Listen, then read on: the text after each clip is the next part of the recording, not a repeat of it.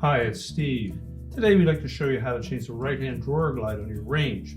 It's a really easy repair. Let me show you how we do it. Now with the drawer set on a suitable surface, we'll right to the very back and remove the retaining screw.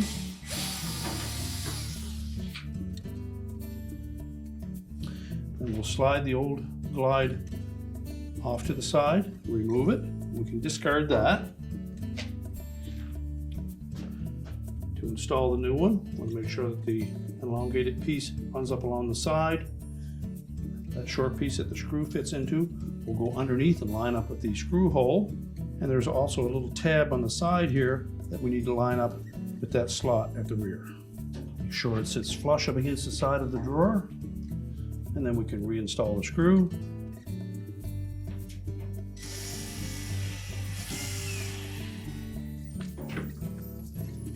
And now we're ready to put the drawer back into the range. So reinstall that drawer. We're simply going to lift it in far enough that the rear glides clear the glides that are attached to the oven body.